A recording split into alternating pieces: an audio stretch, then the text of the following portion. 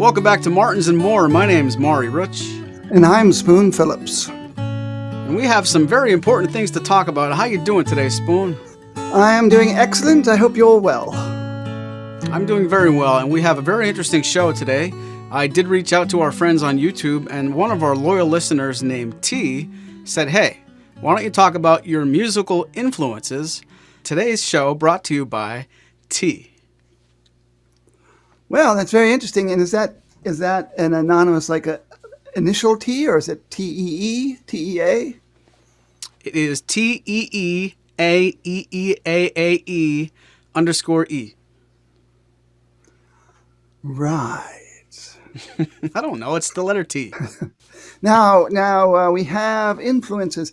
So I'm assuming they're speaking broadly, or perhaps speaking in terms of Martin, since this show is Martins and More.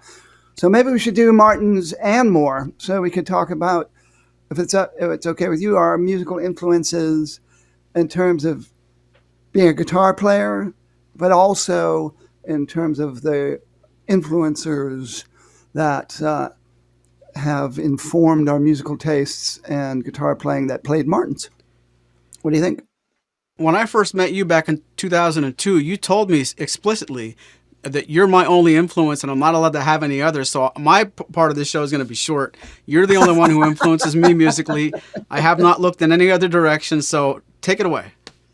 Aw. What a nice guy. Even if he is the biggest liar I know.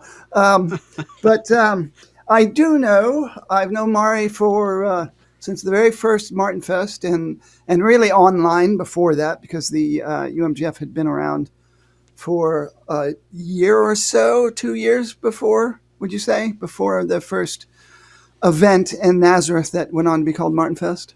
Probably a little bit shy of 2 years. Basically since the beginning of this century. And so I've learned that Maury and I actually share a lot of favorite acts, musicians, songwriters, bands. And so I'm going to start with one that is that we both share, and that's Crosby, Stills, Nash and Young. So when did you get introduced to them? When did you kind of drink that Kool-Aid and turn on to those guys? Probably the early 90s. And if I were to jump way into the middle of this story and go out of order a couple times, I had the extreme pleasure of getting to meet Graham Nash at Penn's Peak a couple years ago. Dick Boak introduced us backstage, and I said to him, I just discovered your music in 1991. And he looked at me and he said, where the f*** were you? And, I'm sure he talks like that to all of his adoring fans, and we got a good laugh out of everybody, He didn't take into account your age, for one thing, but that's pretty funny. And yes, he is, for being quite the English gentleman, he definitely enjoys salty language, that's for certain, and always has, actually. But they just weren't allowed to say those things on TV back when he was in the Hollies. So that's fascinating too, because for me it was much earlier, and though we might have been, I don't know if we'd be a similar age or not, but I remember as a little boy, actually, a kid asking somebody what kind of guitars did Crosby, Stills, Nash and Young play. I had grown up basically exclusively listening to Bob Dylan and the Beatles, and having an older brother and sister. And I mean, on my little plastic record player at night, I would be listening to the Magical Mystery Tour, and that sort of thing, or really Bob Dylan's first 4 albums before he went electric. But anyway, I asked them, and the person told me Gibsons. And so I just assumed they played Gibson guitars. I had no idea until years later that that person probably was either didn't know what they were talking about, or they were talking about electric guitars. Because at the time I had asked this, Neil Young had already moved on to playing a Gibson Les Paul, and Stephen Stills was playing a Gibson Firebird during the years, in those years in the 70s. So, but I didn't pay any attention to what kind of guitars those kind of people played in general. It was the music. But the music informed my brain around what's the classic sound of a steel string acoustic guitar, and in the case of Crosby, Stills, Nash and Young, with some exceptions around Graham Nash, it's Martin's in the sound of a Martin guitar. So yeah, and of them, I was a big Neil Young fan. He influenced me a lot in my youth, and so did David Crosby. And David Crosby, I would say, if you had to pick a favorite songwriter, it would be David Crosby. He's always been, I've always loved the songs that he's written, particularly back then in his youth, genius of youth of a lot of those songwriters would say. So that's interesting. Now, what were your CSNY albums, or what was it that you focused in on that really hooked you about them? Any particular songs, for example? If I'm remembering right, and this is going back to college, so don't crucify me if my memory's not completely perfect. I really listened to it out of order. I think the very first memory I have of hearing what Crosby, Stills, and Nash sound like, and I did deliberately leave the word young off of that. One of my friends from Philadelphia who went to a different school, his school was near my apartment, Kyle turned me on to Southern Cross. So you guys might think, well, you started at the top of the mountain and then found everything else about them later. One of their most, at least popular songs that I would still say, to date, back then it was probably the newer CSN, because it was, of course, 82, 83, and that stuff started long before the 70s. I probably found that song, immediately went back and bought that whole album, the CSN album. Right after that, I'm sure I found Deja Vu. And I think out of order, I discovered the first record with Sweet Judy Blue Eyes. Matter of fact, my only gripe, and if you're listening, and I'm sure you are, every member of CSNY, I've never been so unhappy to go to a record store. I went to a record store to buy the cassette, so we're dating ourselves, and I bought Four-Way Street so I could hear just the end of Sweet Judy Blue Eyes. I still don't know how they got away with that, where they list the tracks on the back of the album, and you start playing Sweet Judy Blue Eyes, and they're done. They're finishing the song. But in order, I probably bought CSN, Deja Vu, and then the first album. But Four-Way Street pissed me off. Well, absolutely. I think that there's got to be legions of people who felt that way. And I suspect it was either what you said, it was a trick by Atco for Atlantic Recording Corporation, or it was something to do with royalties and contractual stuff. And Stephen Stills wanted it listed on there so he would get paid royalties to every time somebody bought the album for that song. That's just a guess, but I wouldn't be surprised if his agent didn't insist, or manager insist on that. But yes, that, and I didn't listen to him a lot back then. But I remember, hearing that album, somebody at somebody's house or whatever, and asked that question about the guitars. So it was the 1977 album, CSN, that introduced that iconic icon of the CSN laid over top of each other, which was actually created by Phil Hartman, the late Phil Hartman, if I remember correctly. Really? Yep. But unless I'm getting my wires crossed, because it was definitely somebody who was one of the famous Saturday Night Live alumni actually came up with that logo. But anyway, that's the one that has Shadow Captain, See the Changes, Cathedral, anything at all, and In My Dreams, which are both two of my all-time favorite David Crosby songs, and particularly In My Dreams, Stephen Stills' acoustic lead guitar work on that. I think it's, I've never heard another live version of anything that I thought matched the original for really tasty, subtle, interesting guitar work, which I loved back then.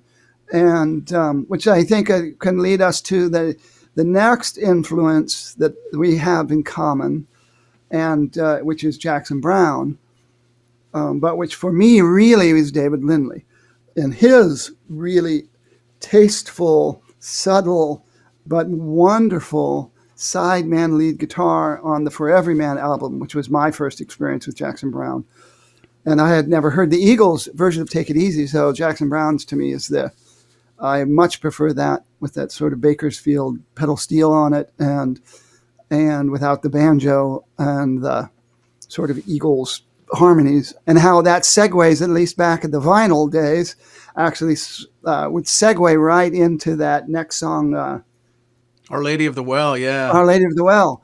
And again, David Lindley and Jackson Browne, and with their two guitars in unison, and or harmonies, playing harmonies and stuff. It's just beautiful stuff. And the song that Bonnie Raitt sings on "The Times You've Come," Mm. with David Lindley's acoustic lead work on that again, very subtle, but just so enriching and beautiful. Really, a major influence on me as a guitar player. And I know that he used to say his main recording guitar was a 19. He didn't specify what year it was, but it's a pre-war 0021. He just refers to it as one of the herringbone 0021s, meaning the herringbone ring in the sound hole. So I don't think it could be later than a 41. And they only started making them in the late 38, I think. So in that window.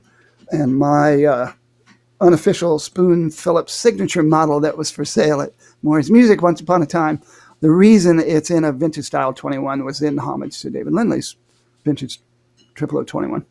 So tell me about you getting turned on to Jackson. Well, before I go there, I do have to make an apology. I said the CSN album when I was quoting Southern Cross, and I'm completely wrong. It was Daylight Again. So if you're in the comments and you're ready to punch me in the face, delete your comment because I corrected myself. I don't know how I got that wrong. Well, yeah, Daylight Again, speaking of that, that's one of my least favorite album covers of all time, with the really goofy looking 3 flying saucers and some, mountainous planet. But boy, what a great record that is. Yeah, we'll go back to that in a moment, because I don't think you and I could talk enough about those guys. But yeah, Southern Cross, that is, and I didn't know at the time that was at the very depths of David Crosby's freebasing, drug issues and all that, and how he basically was a non-entity. But even though his 2 songs on that record, Have a Good Time and Delta, are absolutely beautiful songs, he basically just came in and sang on them. He didn't play anything. He didn't, though he actually knows how to play Delta, learned to play the piano to play Delta and stuff. But I didn't know until years later that he was in such a horrible condition at that time. But yeah, really great. There's some really, really great stuff on there. Oh, yeah. And a matter of fact, I remember reading some articles where Stills and Nash approached a record company just to do that record together. No way, you're not going to do a Stills and Nash record. It's got to be Crosby, too. And I know a ton of guest artists are all over that record, including Timothy B. Schmidt, Art Garfunkel. And I'd love to see the real liner notes to see who sang on what. But yeah. Rick Dorgy on there, I think. But yeah. I think Rick Dorgy plays the piano for the David Crosby songs.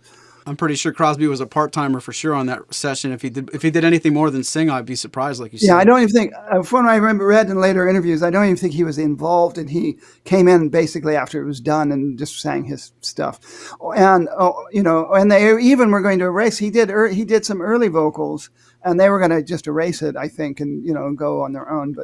But thankfully they did not. And I agree. I have to say, as particularly when I was that young, it would have made a huge difference to me if he wasn't involved. And, I could see people would not go, they wouldn't have wanted to go see the tours nearly as much, all that stuff, to not have the 3-part harmonies.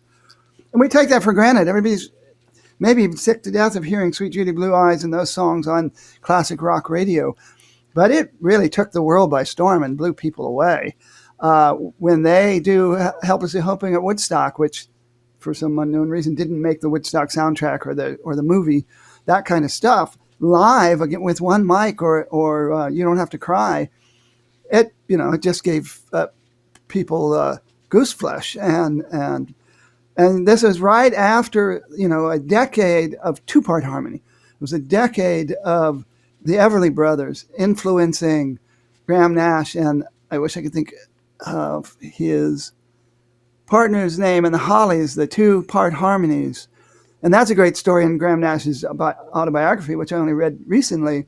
I didn't know they were, grew up worshiping the Everly Brothers, and as late, teens, ran into the Everly Brothers in Manchester, just by accident, and were encouraged by them to pursue their dream of being singing stars. And Wow. led to, and really greatly influenced Graham Nash and the Hollies, but also who the other big 2 harmony singers. Well, not just 2 harmony singers, but mainly that is of course Lennon and McCartney and then they would get into the Beatles would get into the 3-part harmony as well. But the Lennon and McCartney joining into that one voice sound, and of course here's a We'll go back to Jackson Browne in a minute because let's go stay in the 60s for a second and go with another major influence on both of us, which is Simon and Garfunkel. Speaking of two-part harmony. Speaking of that and the Everly Brothers, I got to see Simon and Garfunkel in Wilkes-Barre with the Everly Brothers opening up, and it was crazy.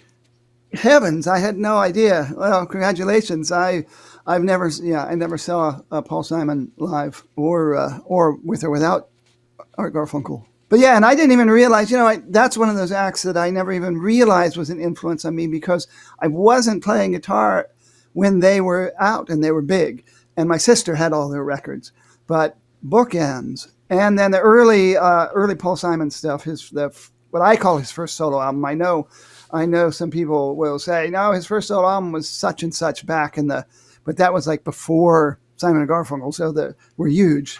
I'm just talking about the one that has me and Julio down by the schoolyard and the Mother and Child Reunion and Duncan. That was a huge influence on me. And again, about the sound of acoustic guitars and finger-picking guitar players. But the two-part harmonies of Simon and Garfunkel and Paul Simon's writing. Again, Martin guitar. Didn't realize it was a Martin guitar. Paul Simon played a D18 on the early albums. And we have a podcast dedicated to the D18. So people keep an eye out for that. That's when you have time to seek it out. And then he changed to Guilds and his black Yamaha. A lot of Americans don't realize that high-end Yamahas can be really excellent guitars.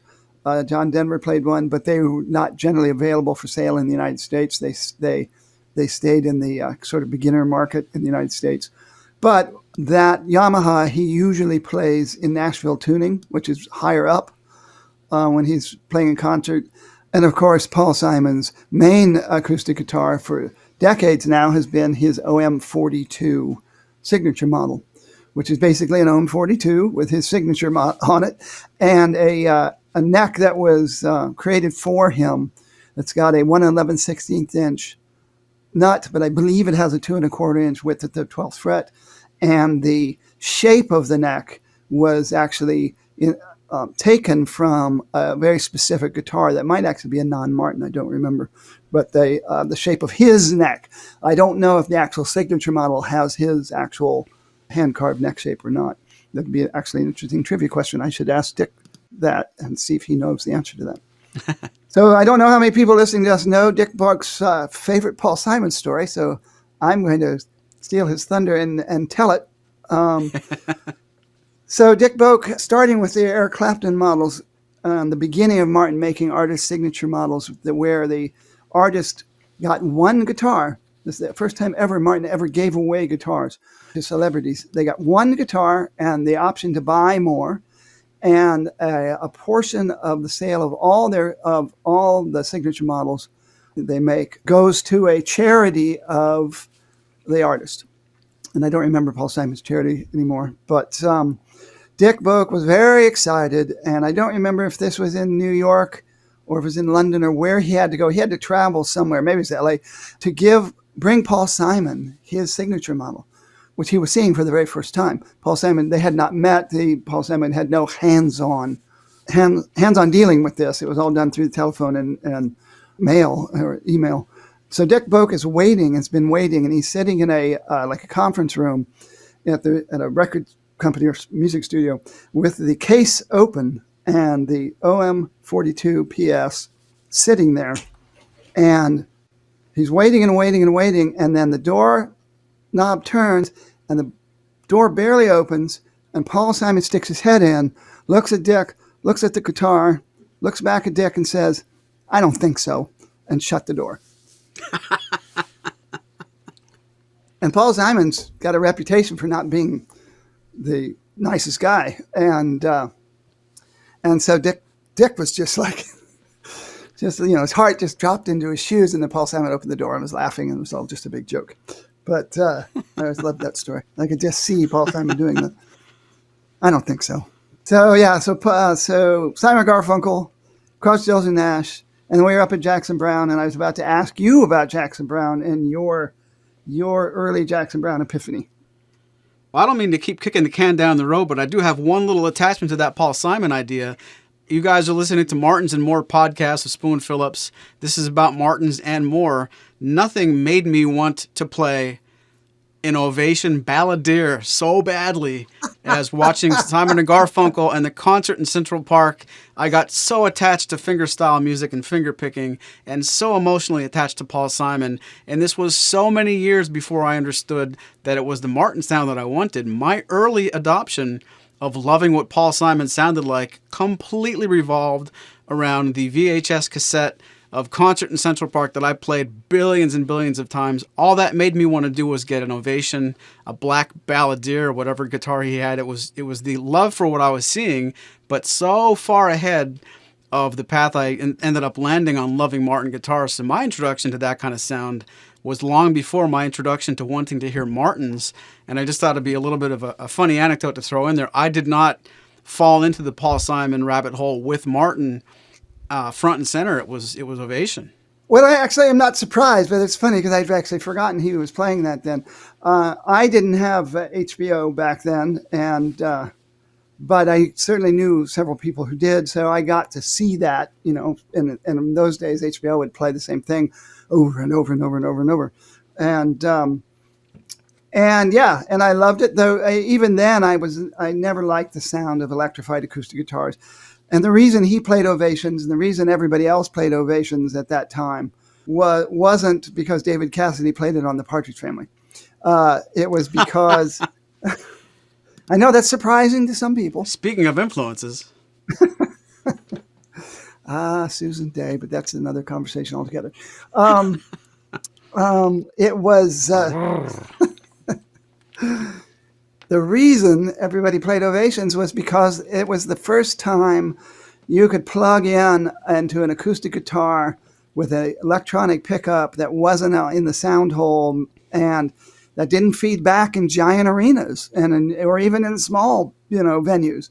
And it was because that fiberglass back or whatever it's made out of, which was literally a piece that was on military helicopters. The factory, I think it's in upstate New York, where they made them had been a helicopter factory. And they used some of the machines, and I'm pretty sure the shape, at least of their prototypes, was taken directly from some kind of mold that was a piece of a helicopter. And somebody said, that looks kind of like a guitar body.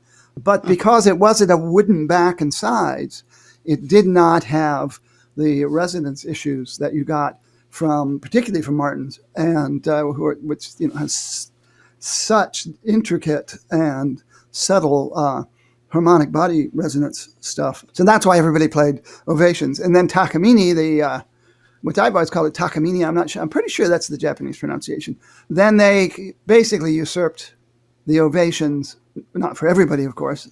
Miss Melissa Etheridge still plays her Ovations. They then also were able to come up with an onboard acoustic guitar pickup that at least sounded something like an acoustic guitar.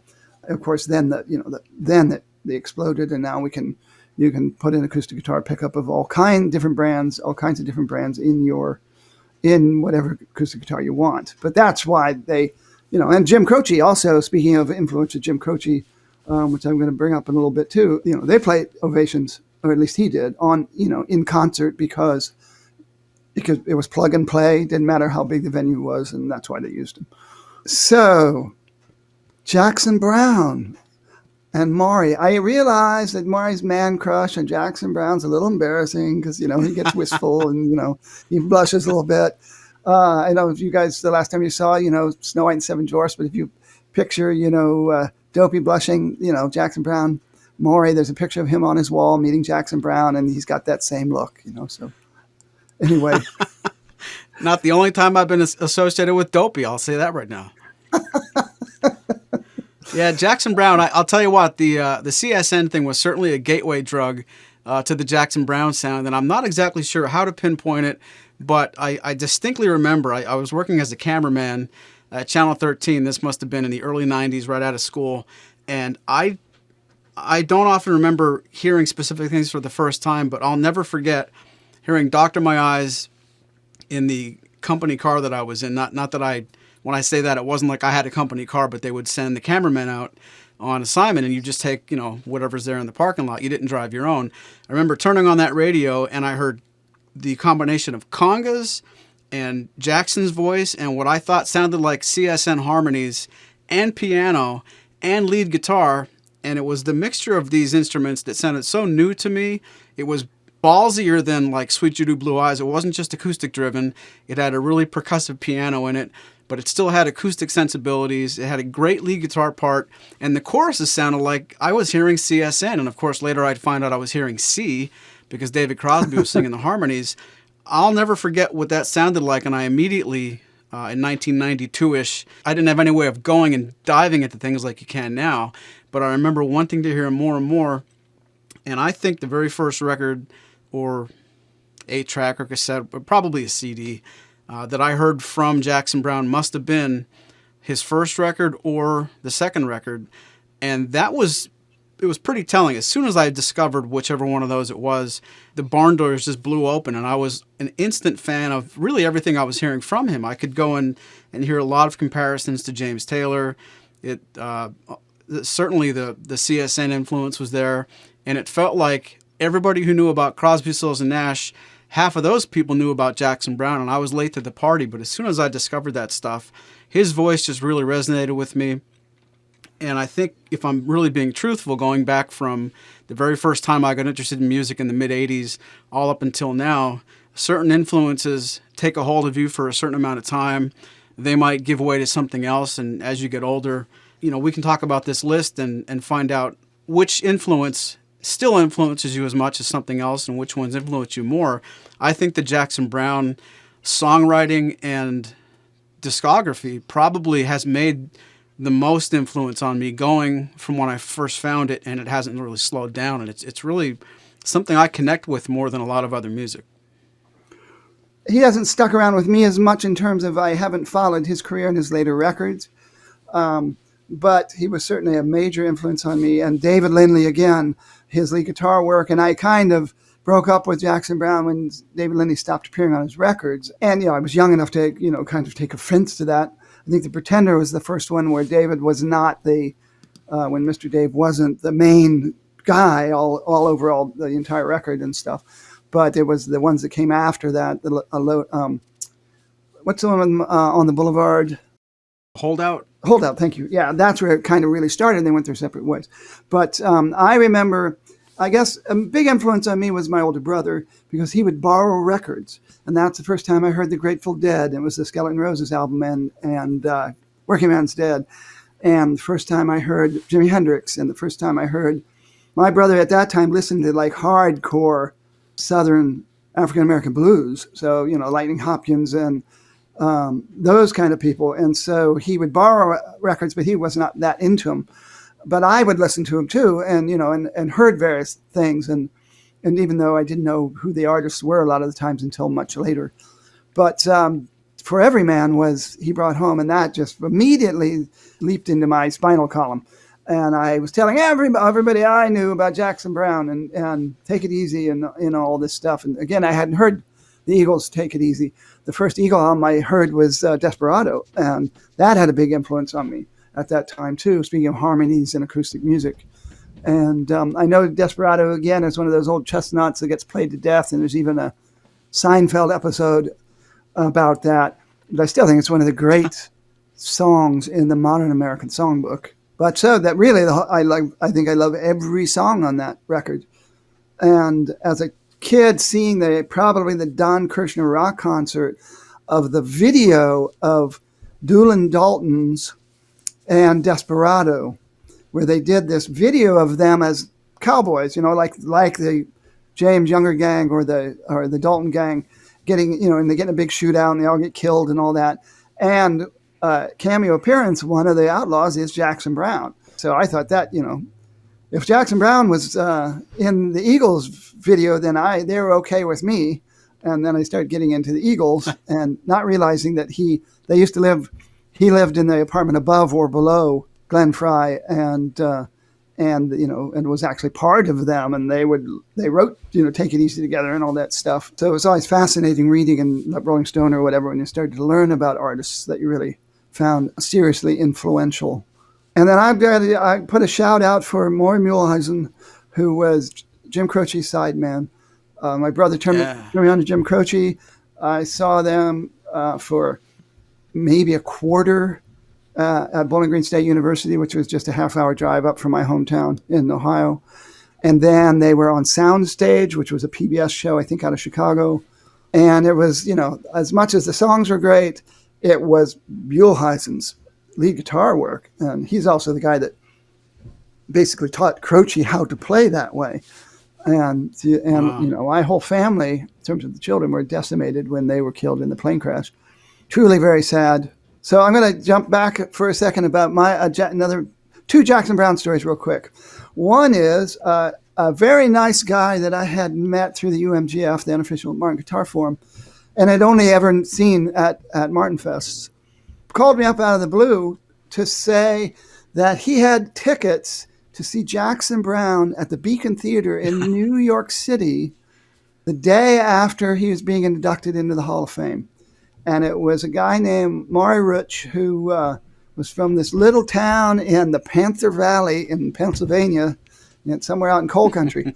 And so I met up with Maury and his mom and his sisters and his brother at the Beacon Theater. It was the first time I'd ever gone to the Beacon. It was miserable, freezing rain, slushy snow kind of weather. And Jackson Browne, he basically booked the Beacon because he wanted to celebrate his induction with his fans. And it's the first time I had seen him since 1986, 87. Wow. When I was in New York City, I saw them at Radio City, and El Rayo X opened for them. And about halfway through that show, Jackson Browne sat down at his piano without his band to play for a dancer, and then you hear the haunting violin, and then the spotlight hits David Lindley way at the back, and he comes out, and they did 10 songs together, just two of them before Jackson's band came back out. But anyway, so that was pretty cool. But then seeing them at the Beacon and with really great seats, and I got to sit with Maury Rutch, the now famous Martin guitar dealer, while the rest of his family was, upstairs. Shoved upstairs somewhere. Hashtag nosebleeds. But what a fabulous show, and what a fabulous time. And one of the most embarrassing concert moments I ever had was he started to play a song that I thought was going to be Barricades of Heaven, and I was the lone person in the place that really hooped and hollered, woo woo, and it was actually the song about him having intimate relations while he's driving in a car.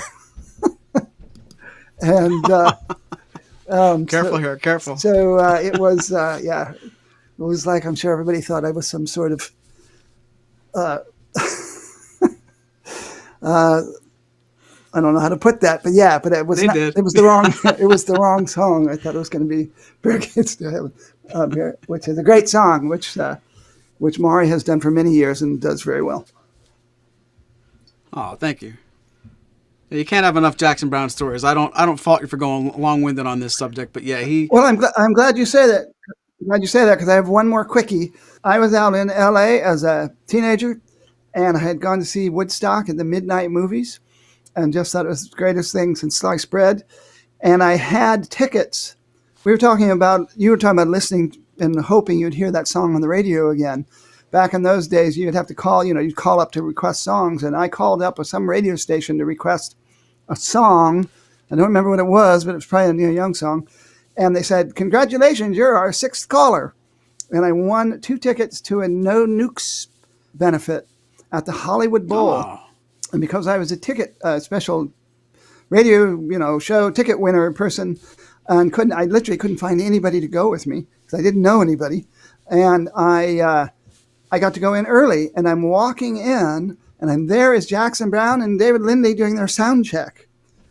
And my seats were like really close. They were like maybe 10th row, and just behind what would have been the orchestra pit that they had seats in at the time.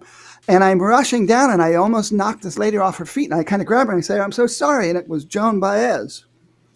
And Joan Baez, who I had just seen the night before, but in 1969, young and pregnant, singing at Woodstock, was there.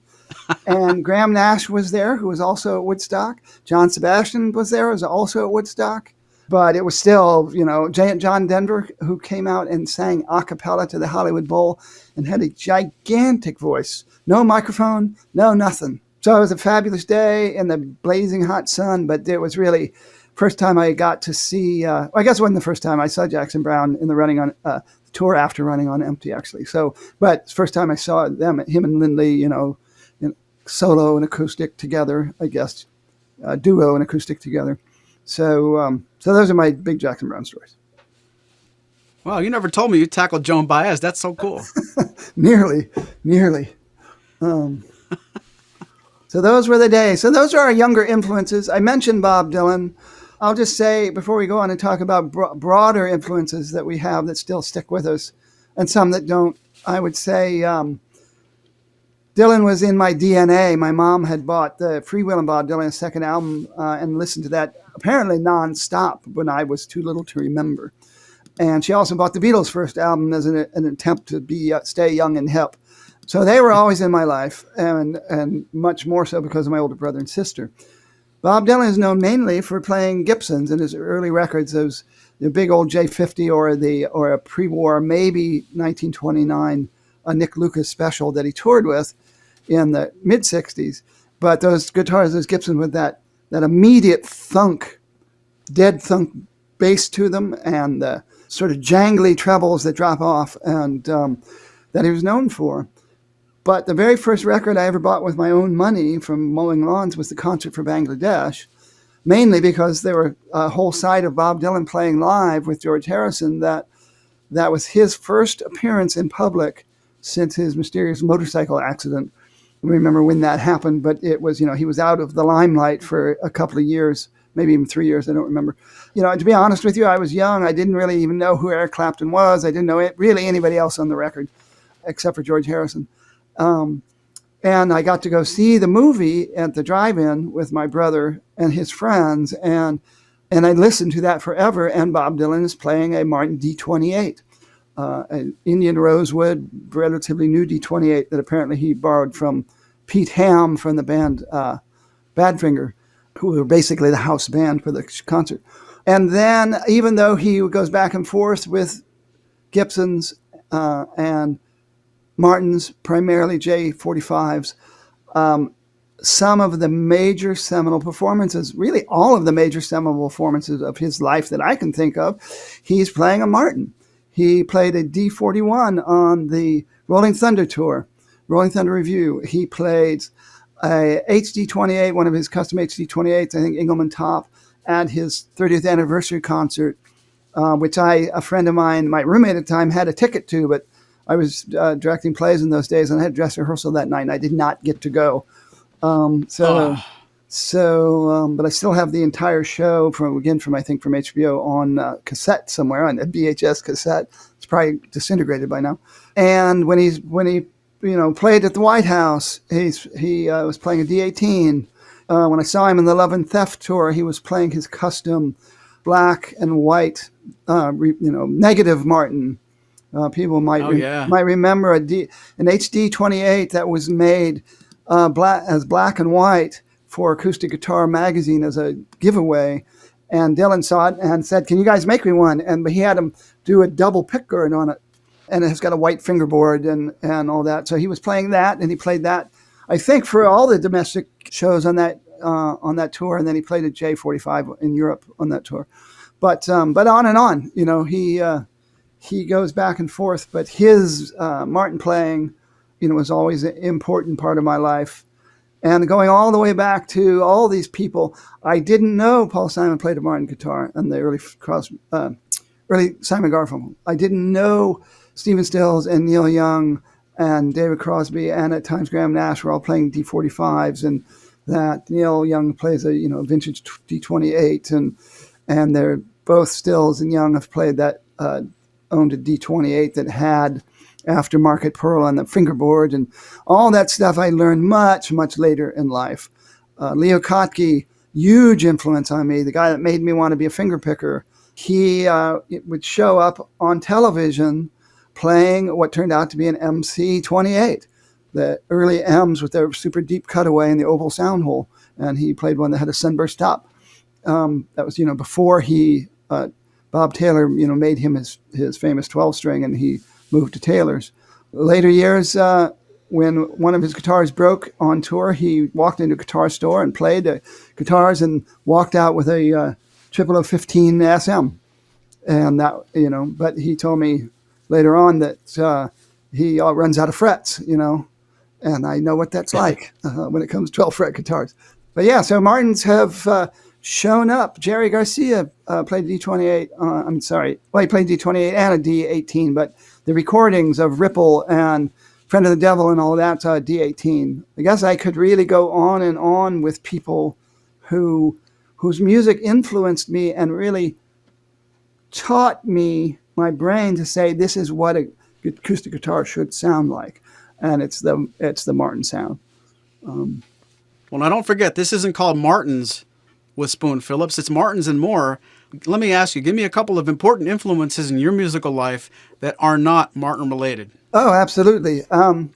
David Bowie, it really wasn't until he died that I realized how his music was so woven into the fabric of my life across college parties. An early record that I bought on my own was I'd heard Space Oddity on the radio, and so I bought Space Oddity in a used record store down in Athens, Ohio, when my brother was either going down there for a college weekend to see it, and my brother did spend his first year in college at Ohio University, where I ended up going years later. But Space Oddity. And by the way, I do believe on Hunky Dory, I'm pretty sure Mick Ronson is playing, he's playing a Martin on Andy Warhol. Speaking of again, didn't know it was a Martin, but it's a Martin. Even when I ask you not to talk about Martin guitars, you cannot stop. Robbie Robertson, huge, and Jorma Kaukonen. I would say my lead guitar playing as a musician electrically is Jorma Kaukonen and Robbie Robertson. I think people would say I sounded most like them, even if I didn't intend to. But there I'm talking about electric guitars. The other big influences that I think you can appreciate very much too is Pink Floyd and Steely Dan. I was always like 10 years behind the times, or 5 years behind the times compared to my friends. I was always kind of stuck in the past musically. Still stuck in the Woodstock era today in a lot of ways. But those were contemporary people. Not exactly. I mean, I think Dark Side of the Moon's from, 1969, but I certainly didn't hear it until probably 73. Skunk Baxter's work on the first 3 Steely Dan albums, huge influence on me. Again, Preach. When he left the band, I stopped listening to them. I'd hear them at parties, and it wasn't until later on that I kind of made up with them when I really started to hear Dr. Wu and Larry Carlton on Don't Take Me Alive and Kid Charlemagne, all that stuff. But I think those are a couple of bands that you have listened to yourself.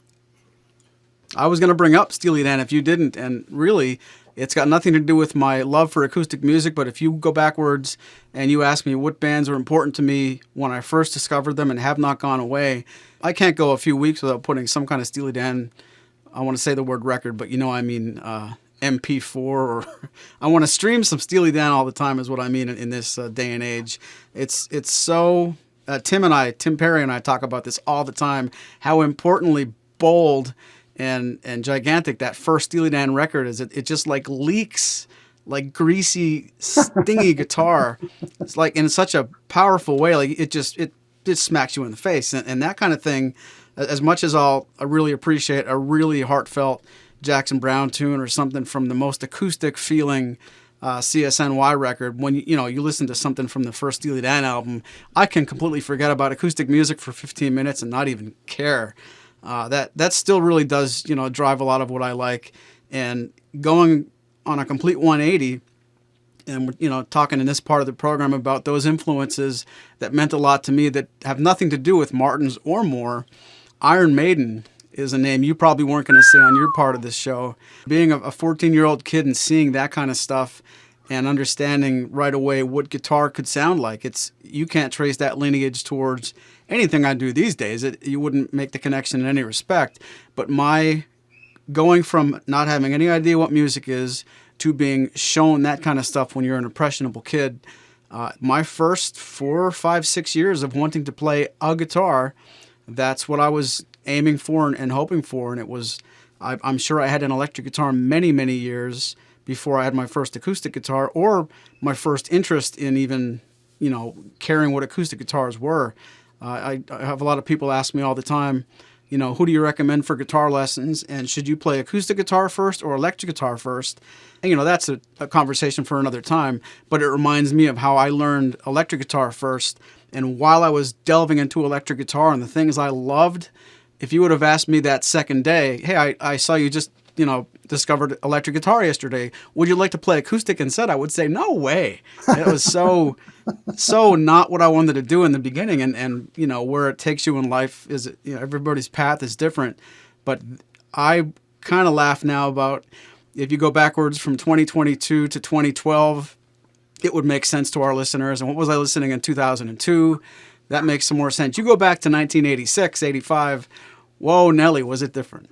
That's interesting. Yeah, I actually never listened to a lot of what people today call hard rock or heavy metal stuff. And I guess the big, loud, powerful electric guitar stuff for me was Duane Allman, the Live at the Fillmore East records, and Layla. I was in love with Layla for him much more than for Eric Clapton, and David Gilmour with Pink Floyd, Carlos Santana, and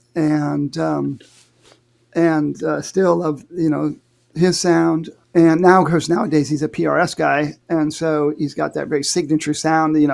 Every time you hear some pop star with some vaguely Latin beat, you instantly recognize when Carlos Santana was paid a lot of money to come in and probably lay down his part in one take and walk out the door with his check and a cigar. But he's one of those super gods to me. I would say in the era that you're talking about, for me, it was REM. That's one of those bands that I completely got immersed in. And of course, that's my college years. And we all knew a girl, unfortunately, who passed away some years ago now, who grew up in Athens, Georgia. So she told us about REM before they ever got up to Athens, Ohio, where I went to college. So yeah, I bought their first 10 albums, basically up until the first one after the drummer left. But it wasn't really about the guitars per se, except I've always been guitar oriented, and they didn't use a lot of keyboards and stuff. And I think Pete Buck and I really playing guitar in that same era, I would think people would have said my picking style was very similar to his. Again, more coincidentally, more zeitgeisty than anything else.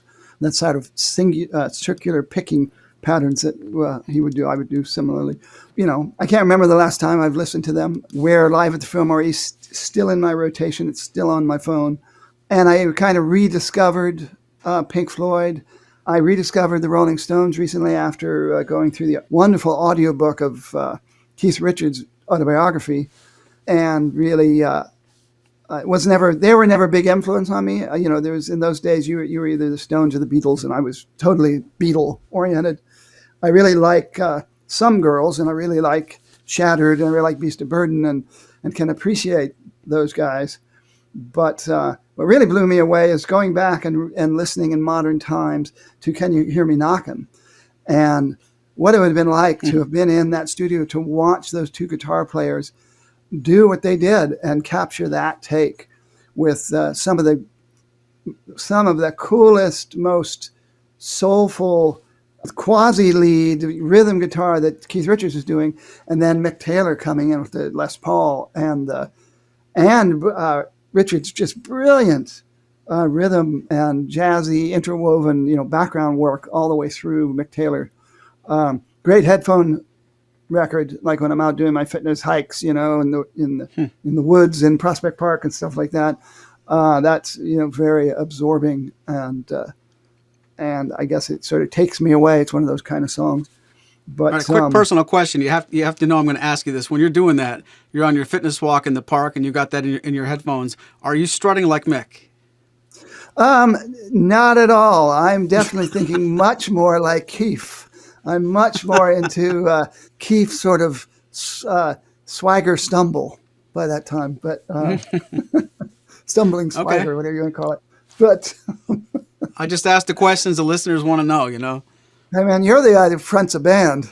You know, Oh, yeah. I just I just remember Keith's statement in his autobiography when he said they could always tell, Charlie and him could always tell when Jagger's been to visit a dance coach. He said, we've been playing behind that butt for 40 years. But And by fronting a band, Spoon means I stand a little bit further away from the drummer than Jody does. And that's about all you could say there. But all right, let's just talk about Shell Shock Churchills for people who have never seen the Shell Shocked Churchills. I only got to see them in concert post COVID, my first trip back to Pennsylvania, and I just so blown away by the Steely Dan stuff that you and Tim play. I mean, I've seen you play it at Martin Fest and stuff like that, but to play it with your band and the keyboards thank and the you. harmonies and the Jackson Brown stuff, and the Running on Empty stuff, but the Steely Dan stuff. And I've seen you do it with Dork, of course, with, your band of UMGF friends that get together, once a year, and hopefully we'll be able to again now that COVID's over. But seeing you again with your band, it's like the difference between watching World Cup soccer and seeing somebody like Christian Pulisic for the U.S., and then actually going and seeing him play with Chelsea, his professional club that he practices with for 12 months out of the year and plays 100 games a year with, and the difference in how it elevates the quality of what you're seeing, and that's how I felt. It's actually getting to see you finally play that stuff with your band, full blown electric guitars and amps and the whole thing. Really, really wonderful stuff. Really enviable. I never learned how to play any of that Steely Dan stuff. I learned how to play really in the years when I was a kid. Speaking of their first record, which is not, for people who don't know, that's not Skunk Baxter. That's Elliot Randall, a session guy who plays the lead on that song and on Kings, but certainly one of the most iconic pieces of electric guitar work in the modern American, canon. Well, I would say a sincere thank you for that compliment, but I don't get the soccer reference, so I'll have to look that stuff up. Again, like watching the All-Star game in baseball versus watching a player with their team, the team that they play, all the time, and that they have that chemistry with, and they can finish each other's musical sentences, if you will. That's what I'm talking about in terms of from the pro athlete standpoint, watching versus I'm seeing a musician playing with the band that he's played with for years and rehearsed with. You guys really nail that stuff. It's the Van Morrison stuff. Well, thank you. We really appreciate being together on stage, and I'm glad it shows in some ways. Well, and the Van Morrison we haven't even talked about. He's another guy like David Bowie who has always been in my life. I think my older brother and sister were much more into him, and my brother continued to buy his records for years and years. I think the last one I ever bought of his was Wavelength, and goes back to the previous century. But I Into the Mystic. Speaking of Martin, guitar player, Into the Mystics, again one of the great songs of our time, and I was honored to be asked by a former roommate to play it at her wedding this spring. So I'm a little nervous about it. I need to talk to you about that because I know you know how to play it, and but there's not going to be sung. Her grandmother's was going to play mandolin, and I'm hoping that I'm going to work up an arrangement with her if she can make the wedding and all that, where she'll play all the melody stuff on the mandolin and Nice. I'll play the guitar. But anyway, who else? You said Iron Maiden. At least you didn't say Motley Crue, but no, I'm kidding. To each their own. I just, those kind of bands, other than Pink Floyd, I never really got into. I rediscovered them too in recent years and went back and were listening to Animals and stuff I hadn't listened to in years. And I love Animals. I was in that childish way where you're McCartney or Lennon. I was Roger Waters. During the breakup days of Pink Floyd, and to be reminded of what a amazing artist David Gilmour is. You know, his touch and his musical sense, and seeing him live in Gdansk from that tour, that video of him doing "Shine On You Crazy Diamond," where he starts out by himself, and then the band comes in eventually, and the big, bass sax or baritone sax or whatever it is, it gets its bass sax. Magnificent stuff. And his like you talked about as we were starting to wrap up here, you talked going back to Southern Cross on that Stephen Stills record and his little guitar ditties at the end that most people don't ever do. Just those little licks. Well, for me, that you go to like David Gilmour solos in "Comfortably Numb," and what a transporting thing that is. And I get that. I get that from Stephen Stills and Neil Young in the Four-Way Street version of Southern Man.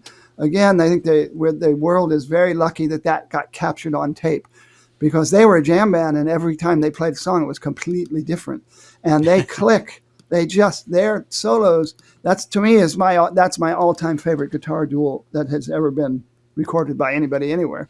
And so it's funny how these things, they do influence us, and they stay with us and inform us as musicians and give us, in your case, something to aspire to and oftentimes reach with the work that you and Tim do together. And for somebody like me who's going to continue to be a jam band kind of person and never plays the same thing twice, it gives me something to aspire to have that kind of chemistry with people, and or even as a solo artist. So I hope people have enjoyed this podcast. I certainly enjoyed hearing Maury's points of view when I would let him speak.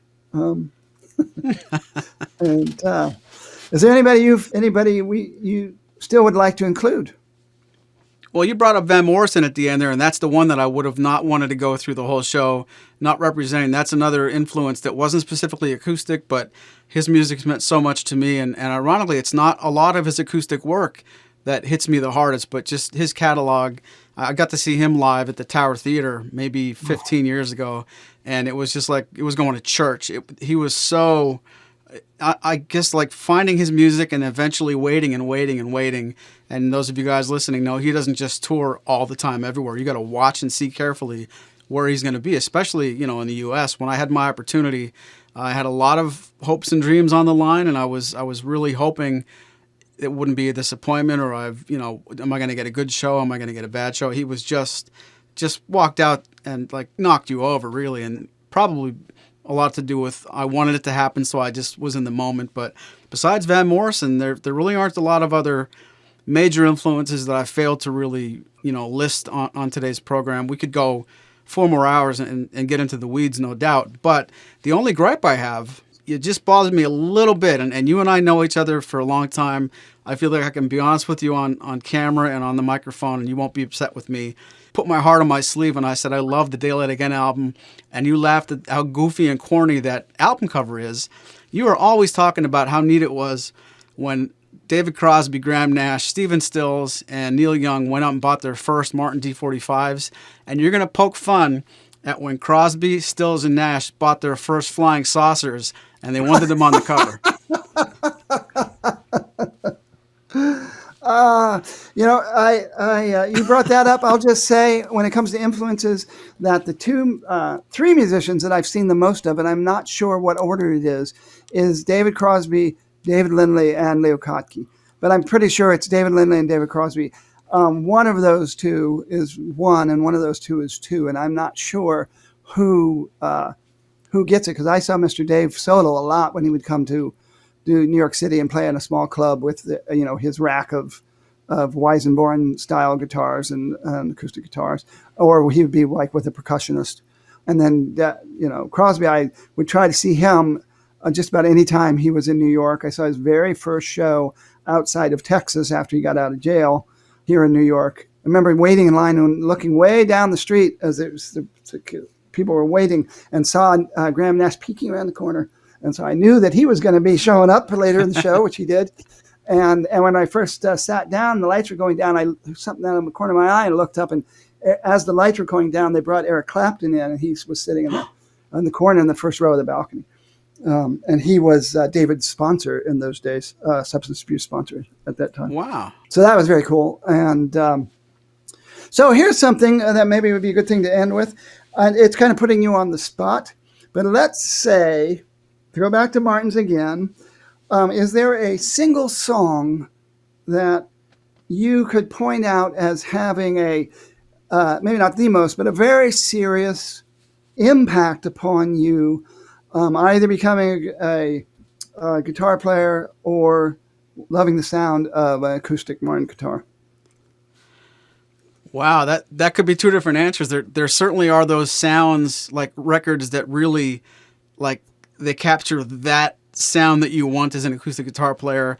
And independently, just for sake of not being on the microphone 3 more hours, I'll probably say Old Friends from Concert in Central Park. And I know it's not a Martin. It's an electrified ovation, but like what hit me over the head and made an impact and has never let go of its clutches. It was Old Friends on the Concert in Central Park would be my answer to that question. That's amazing. Beautiful tune. And of course, it probably was a Martin on the original recording of it. But that's great. That's I'm glad to know that. As Johnny Carson used to say, I did not know that about you. Now you've got to answer the same question. All right. Yeah, no, it's actually easy for me. I without any question, the answer to both of those is the recording on Four-Way Street of Neil Young playing Cowgirl in the Sand on his, probably, if I pride myself on knowing the sound differences of various Martin guitars, is his D45, relatively brand new D45, Brazilian rosewood back and sides, and a European spruce top. And they call them German spruce back then, but this was during the Cold War, and people are pretty sure it was not actually from Germany, just the dealer was from Germany. But more modern scholarship shows that there were people, and Martin may have been one of the people, that were actually getting real German spruce from East Germany against the law. And it was being smuggled into the West. And it's possible, I don't know if Fred Martin would have been party to that or not, but it definitely made it into America. And there were definitely independent luthiers who were using genuine German spruce from East Germany. But anyway, I didn't mean to go on that tangent. Yeah, it's Neil Young, Cowgirl in the Sand, that the thumpy, resonant thumpy bass of his chords and his minor chords, and they put a emotional hook in me at a very young age. I'm confused. Are you sure it's not this one? She'll be coming round the mountain, she'll be coming round the mountain, she'll be coming round the mountain when she comes. Ah, you didn't tell me you were recording then, you rat. Rat Fink. You look up Rat Fink in the dictionary, you'll see a picture of Maury Rutch. Yes, these programs might only be an hour long to you, but there's always 20 minutes at the beginning that I get to keep. Got to remember that. If you're ever lucky enough to get a video call from Maury at Maury's Music, don't talk in the beginning. On that note, well, Spoon, you know what the music means. It's time to go. From all of us at Maury's Music, thanks for listening. Smell you later. Let me say that much. Oh, I said smell you later. Yeah. There's another outtake. Okay. Well, Spoon, you know what the music means. It's time to go. From all of us at Maury's Music, thanks for listening. Hear you later. This has been a presentation of Maury's Music, your trusted source for Martin and Blue Ridge guitars. Find us online at maurysmusic.com.